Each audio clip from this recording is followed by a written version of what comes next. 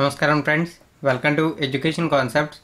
Friends, మనకి చూసుకుంటే బెనారస్ హిందూ యూనివర్సిటీ నుండి మనకి భారీగా group A, group B, group C అదేవిధంగా గ్రూప్ డి కేటగిరీలకు సంబంధించిన పోస్టులకి నోటిఫికేషన్ అయితే రావడం జరిగింది.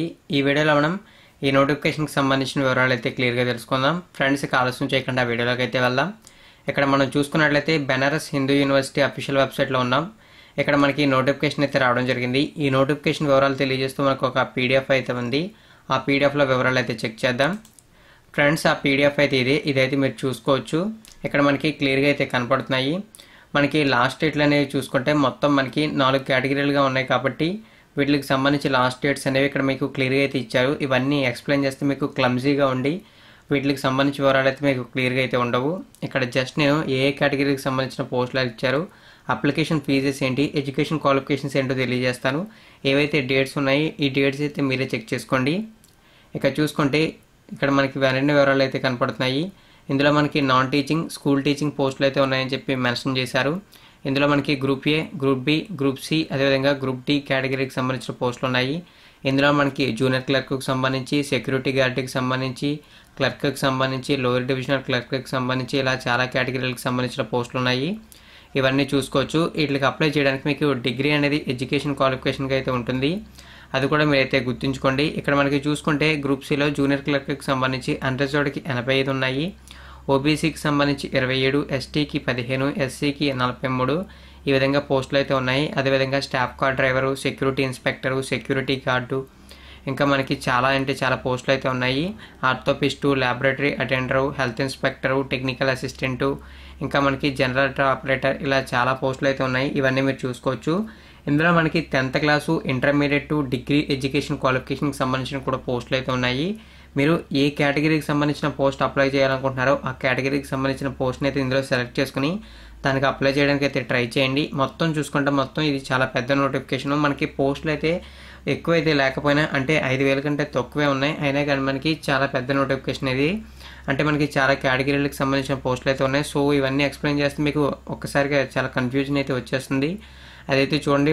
అదేవిధంగా మనకి పోస్టులకు సంబంధించి కోడ్స్ కూడా ఇచ్చారు. సో ఆ కారణం చేత నేను ఈ పోస్టుల నోటిఫికేషన్ వివరాలు అయితే క్లియర్గా ఎక్స్ప్లెయిన్ చేయబోతున్నాను.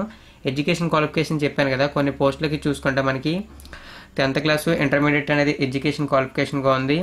అదేవిధంగా మనకి చూసుకుంటే జూనియర్ క్లర్క్కి సంబంధించి ఎడ్యుకేషన్ క్వాలిఫికేషన్ అనేది మనకి డిగ్రీ అనేది ఎడ్యుకేషన్ క్వాలిఫికేషను. డిగ్రీ అనేది మనం 2nd క్లాస్లో అయితే పాస్ అవ్వాలి.